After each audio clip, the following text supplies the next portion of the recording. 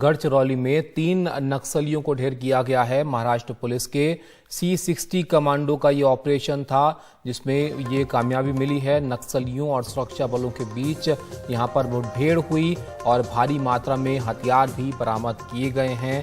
गढ़चिरौली में महाराष्ट्र के ये मुठभेड़ हुई सुरक्षा बलों के और नक्सलियों के बीच, और यहां से खबर जो आ रही है उसके मुताबिक 3 नक्सलियों को यहां पर ढेर किया गया है।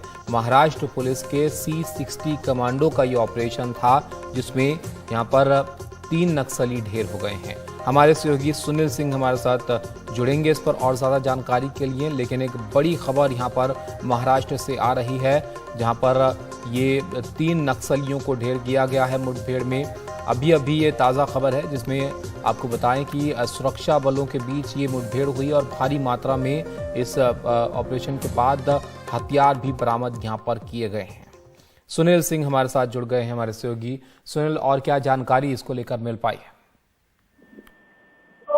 अभी दरअसल कल एक सूचना मिली थी जो कि गढ़चिरौली के पुलिस को कि पेरीमली और अहरी जलम के लोग जो उनके सशस्त्र चौकी पेरीमली क्षेत्र है वहां पर डेरा डाले हुए हैं, जिसके आधार पर C60 जो कमांडो फोर्स है वहां की स्थानीय जो नक्सलियों से लोहा लेती है, उसके 2 दलों को वहां पर भेजा गया। वहां जाने पर शाम 7 बजे नक्सलियों से और उनके बीच में मुठभेड़ हुई। उस मुठभेड़ में 3 नक्सलियों की मौत हुई है, जिनकी जानकारी प्राथमिक तौर पर मिली है। हालांकि अभी भी रात भर भी सर्च अभियान वहां पर चल रहा था शाम तक, ताकि और भी अगर कोई हो तो। नक्सली हालांकि भागने में कुछ कामयाब हो गए, लेकिन 3 लोग जिनकी मौत हुई है उनका नाम पता चला है। उसमें से एक पेरीमली दलम के कमांडर बिट्टू मदावी है, और 2 जो हैं एक वासु और एक अहरी दलम के श्रीकांत हैं। इनके पास से बंदूकें भी मिली हैं, कुछ और हथियार और कुछ और मटेरियल भी मिले हैं, जिनकी करियर और कोशिश की जा रही है कि और भी कहाँ कुछ पड़े होंगे या फिर किसने की। तो सर्च अभियान जो है देर रात तक चला था।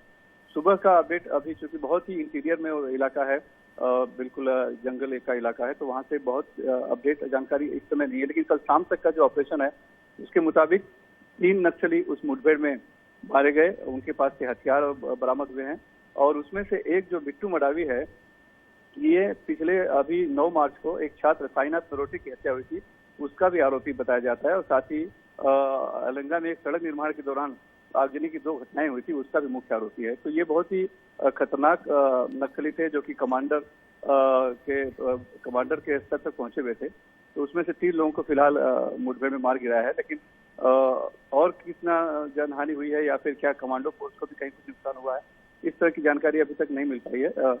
थोड़ी देर में शायद और ज्यादा अपडेट मिले, लेकिन एक बड़ी मुठभेड़ हुई जिसमें 3 नक्सलियों को मार गिराने में वहां का C60 दल जो है गढ़चिरौली जिले का कमांडो फोर्स वो सफल हुई है।